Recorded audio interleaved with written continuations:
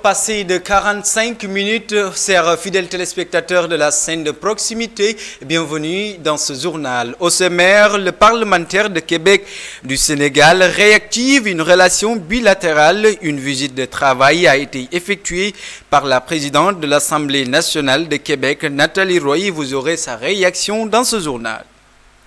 Le maire de la région de Kaolack, Serigne Mboup, a fait face à la presse pour revenir sur ce qui s'est passé récemment à la mairie de Kaolack. Les détails dans ce journal. Le khalife général de la Faïda Tidjaniya, Serigne Mahi Ibrahima Niass, a reçu un prix de la part de l'association By Networking grâce à sa personnalité dans le monde entier. Vous aurez sa réaction dans ce journal. Nous poursuivons au Dakar de Médina Gounass, édition 2023. Des accidents ont été remarqués sur la route selon la Brigade nationale des sapeurs-pompiers. Puis nous allons terminer avec l'actualité internationale. Mesdames et messieurs, le développement, c'est dans un poignet de secondes.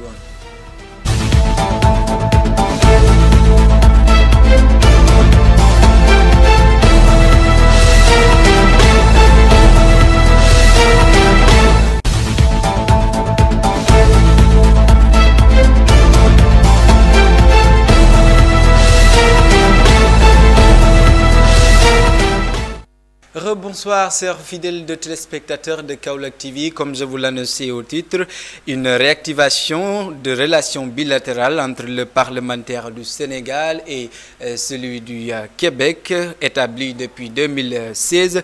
La présidente de l'Assemblée nationale du Québec a effectué une visite de travail de 4 jours ici au Sénégal pour une coopération bilatérale. Nous allons suivre la réaction de Amadou Mame Diop et de Nathalie Roy au micro de Kaolack TV. Votre visite est une belle opportunité de renforcer la coopération bilatérale qui lie depuis plusieurs années l'Assemblée nationale du Sénégal à l'Assemblée nationale du Québec. Cette fructueuse relation a été concrétisée par la signature en décembre 2016 d'un protocole d'entente. L'amitié sénégalo-québécoise prend donc plusieurs formes. Et cet événement bilatéral entre nos deux assemblées en est un autre exemple. Et nous l'attendions depuis longtemps, Monsieur le Président, mais nos contextes électoraux respectifs et surtout la pandémie de COVID-19 nous a obligés à repousser cette rencontre jusqu'à aujourd'hui. Durant votre séjour, les délégations parlementaires sénégalaises et québécoises vont, à travers des séances de travail soumises et arrêtées d'un commun accord, échanger sur des sujets qui nous tiennent à cœur et qui intéressent les populations que nous avons le privilège de représenter. Par rapport au premier thème, nous en avons beaucoup discuté. Il a été question donc de rappeler l'évolution du Sénégal, l'évolution des femmes politiques. En 2010, on a eu donc l'adoption de la loi de la parité qui a été aussi le fruit du travail de l'ensemble des femmes, de la société civile et des femmes politiques. Avec la législature à partir de 2012, cela a été concrétisé. Il y a un accord qui a été signé, un accord de coopération pour permettre justement d'avoir des échanges sur des ateliers de formation, de capacitation, pour permettre aux femmes parlementaires de pouvoir assister à des séminaires de leadership et vice-versa. Nous avons pu faire la revue de ces principes de démocratie. Nous sommes rendus compte que le Sénégal, sur certains points, était très en avance. Sur la diversité culturelle, nous avons montré que le Sénégal est un pays extrêmement ouvert, culturellement, avec une très grosse diversité, qui est une richesse de notre culture et qui est le ciment de la cohésion sociale. Étant moi-même seulement la deuxième femme à occuper le poste de présidente de l'Assemblée nationale du Québec depuis 1764, la question de la place des femmes en politique m'intéresse tout particulièrement. Et je sais que le Sénégal a, à ce sujet, des expériences et des pratiques très pertinentes à partager qui permettront à mes collègues députés et moi-même, naturellement, d'enrichir notre regard sur cette question. 5 mars 2023, le maire de la ville de Kaolack, Serigne Mboup, a fait face à la presse pour apporter de la lumière face à la situation récente de la mairie de Kaolack. Il a également lancé et demandé un appel solennel aux travailleurs municipaux de reprendre le boulot comme il se doit. Nous allons suivre ensemble le maire de la ville de Kaolack, Serigne Mboup, au micro de Hassan Thiam et de Diène Sarr. Vous le savez, nous sommes engagés pour servir notre ville Kaolack. C'est que nous avons constaté qu'à la mairie de Kaolack, il y avait beaucoup de pagaille, vous m'expliquez. Tout ce que vous pouvez imaginer, manque de ne pas travailler, de rentrer comme tu veux, de faire ce que tu veux, voilà, jusqu'à des choses orthodoxes à dire, voilà, ça, nous ne pouvons pas vraiment l'accepter. Quand ils ont commencé une grève illimitée, une grève pour ne pas servir les Kaolackois et surtout sur un papier qui est très important que l'état civil, la responsabilité de la mairie, c'est d'être à côté de la population. Nous avons trouvé une solution pour faire les états civils nous-mêmes. J'ai dit à leurs parents et tout le monde de leur encourager à venir travailler. Il n'y a rien ici, il n'y a rien, il n'y aura rien. On n'a même pas de droit. Les politiciens qui ont embarqué CR5 dans cette situation, c'est malheureux pour lui. Il est âgé. Il y a beaucoup de choses ici qu'il a fait dans la mer et au niveau de la mairie. Tout le monde le sait, tout le monde le comprend. Voilà. Aujourd'hui, s'il ne vient pas travailler, si aujourd'hui il ne vient pas, il n'a jamais travaillé. Moi, depuis que je suis là, chaque mois je signe son salaire, je suis en fautif envers lui. Et c'est fini. Voilà. Qu'il fasse que c'est fini. Le citoyen lambda qui veut rentrer à la mairie et il a des préoccupations jusqu'au même le maire, mais il vient, on prend son pièce, on lui donne un bas de visiter. Le ministre des Affaires étrangères et des Sénégalais de l'extérieur s'est exprimé au sujet de compatibilité.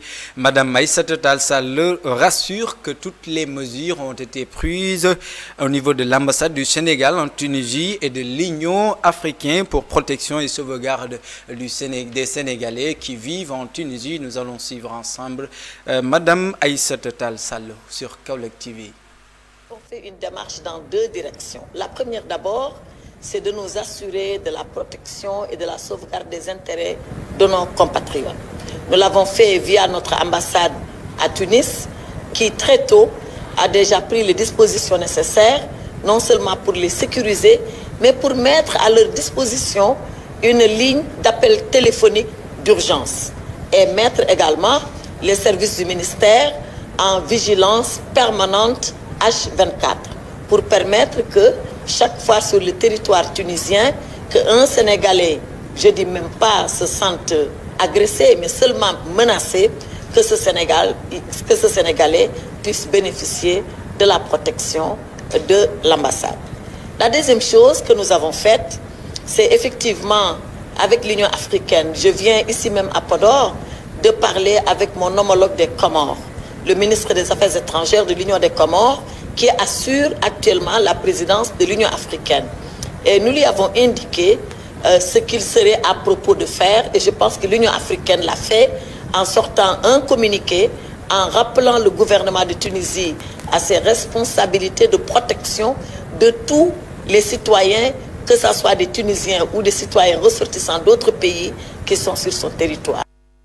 Le 6 et le 7 février 2023, un séminaire a été tenu pour exposer les différentes missions des ASP.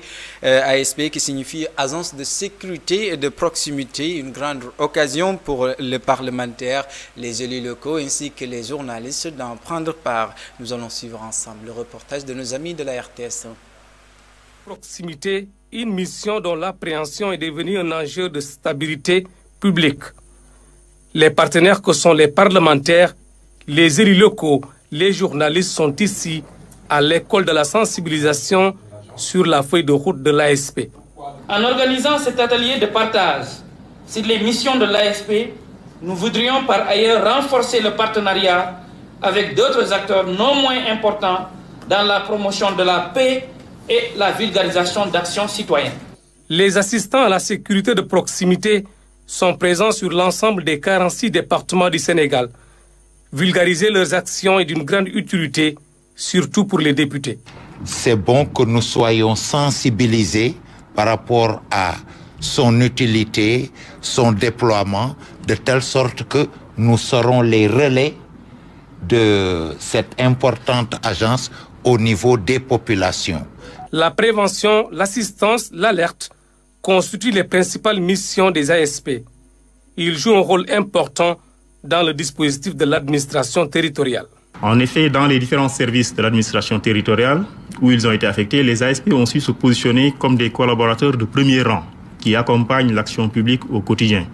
La présence de ces différents acteurs à ce séminaire va permettre l'atteinte des objectifs fixés par l'autorité.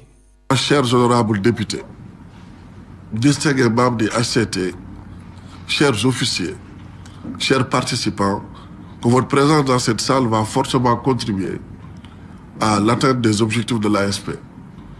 L'outil opérationnel de mise en œuvre de la vision du président de la République pour absorber le gap du chômage et promouvoir la sécurité de proximité dans le cadre de la mise en œuvre du plan Sénégal émergent. Durant ces 2 jours de conclave, les débats vont tourner autour de la sécurité de proximité, le volontariat, la citoyenneté, les médias et la paix. Le directeur de Sapronet, après avoir soutenu le lutteur Bébé Saloum, il s'est exprimé sur la situation politique actuelle de la région de Kaolack. En son avis, les acteurs politiques de la ville de Kaolack doivent faire preuve de solidarité pour participer à l'essor de cette région. Ce dernier n'a pas manqué de proposer des solutions pour l'insalubrité de la ville de Kaolack. Suivons Djibril Dia, directeur de Sapronet, au micro de Hassan Thiam et de Diène Sarr. Je lance un message aux politiciens kaolackois, de s'unir plus précisément ceux de l'APR, car ils travaillent tous pour le compte du président de la République. Ces disputes ainsi que ces détails ne sont pas importants, car tout ça finira un jour. Nous les Kaolackois, nous avons une mauvaise habitude, à savoir le fait que nous ne croyons pas en nous. Vous voyez, juste à l'entrée de Kaolack, tu vois nettement que la ville n'est pas du tout développée, et ça c'est à nous de développer cette ville. À part ça, tout le monde dit que Kaolack est sale. De passage, nous magnifions le travail de Kara. À Kaolack, notre habitude aussi est de jeter les produits après usage. Et ça, c'est nettement à déplorer. C'est juste une affaire de comportement. Ainsi, nous avons vraiment intérêt à changer. Nous, personnellement, en tant qu'acteurs œuvrant sur ce milieu, nous sommes prêts à accompagner la mairie si ça vaut la peine d'initier une journée même de cette sétale ici au niveau de Kaolack. Il faut que nous développement. Il faut que nous sanctionner. L'homme multidimensionnel, Khalife général de la Fayda Tidjania, Serigne Mahi Ibrahima Niass, a reçu l'association By Networking. Ces derniers lui ont décerné un prix grâce à son immensité. Serigne Mahi Niass, que nous suivons au micro de Kaolack TV.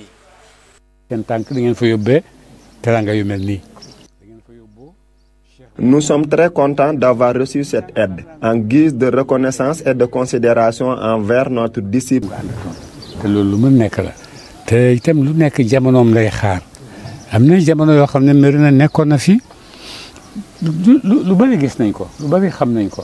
Est vénéré Baye Niass. Chaque chose a son temps, certes, mais retenez bien que les talibés Baye sont très sociaux. Ils œuvrent dans les daara, dans la société et à l'échelle internationale.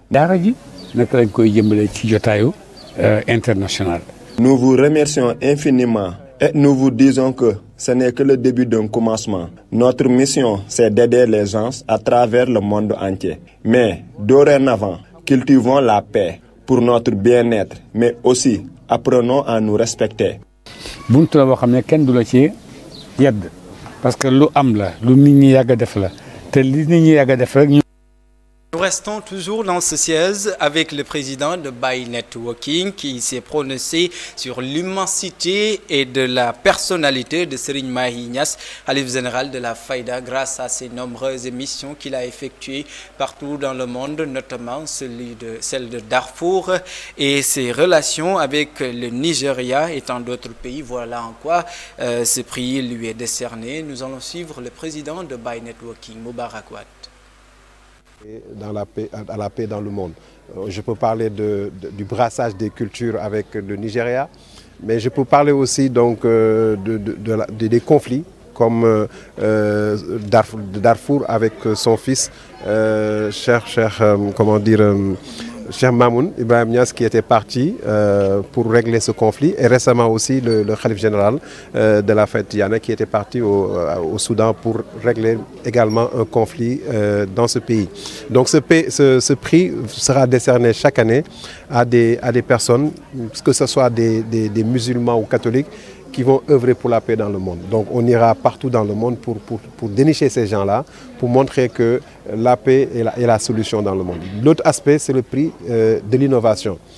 On sait qu'aujourd'hui le monde évolue, il y a beaucoup d'innovations et il nous faut aujourd'hui, par la même occasion, identifier des identiques remarquables qui réfléchissent sur des solutions et qui font des recherches. C'est en ce sens que, voyant le travail que le Khalif Abba ici au Sénégal et dans les autres pays, on a jugé opportun de lui décerner ces deux prix simultanément, le prix Barham pour la paix et le prix Barham pour l'innovation. L'autre aspect fondamental, c'est qu'on a fait un appel à la communauté de Maulana Cheikh Ibrahim Niass, à la communauté internationale, de mettre en place l'Institut barhamien pour la recherche de la paix. C'est un institut qui va réfléchir sur les solutions que la Fayda Tidiane a mises en place pour solutionner les problèmes de ce monde.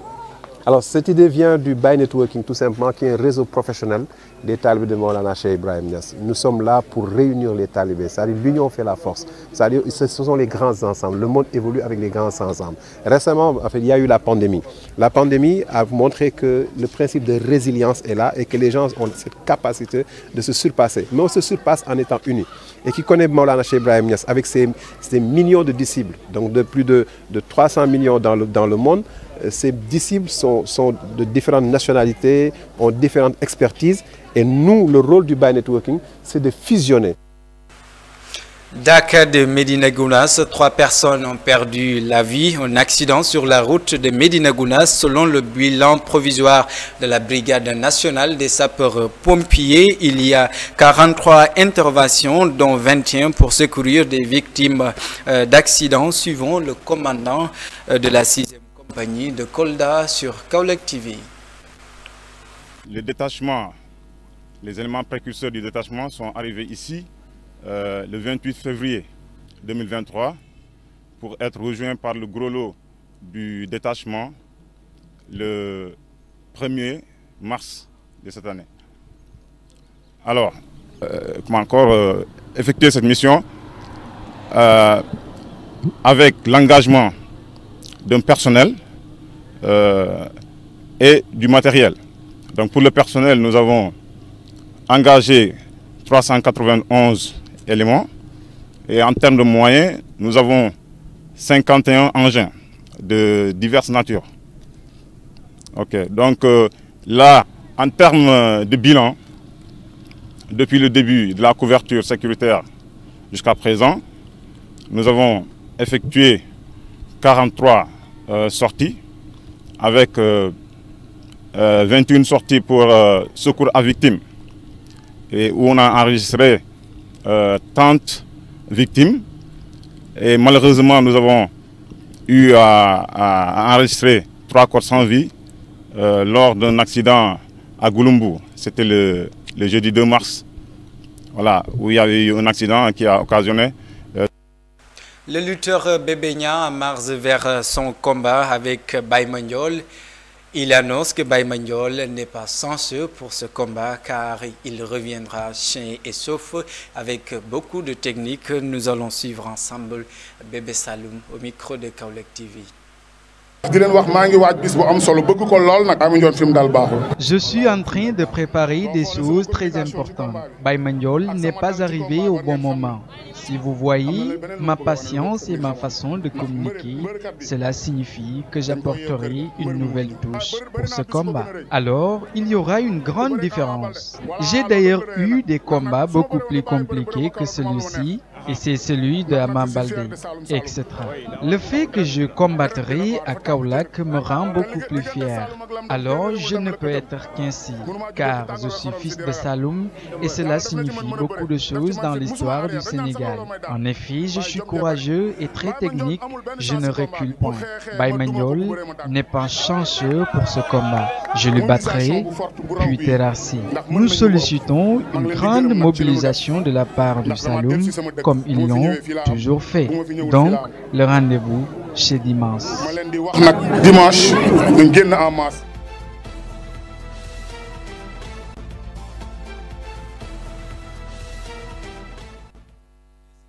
De cette édition, nous allons démarrer avec l'actualité internationale.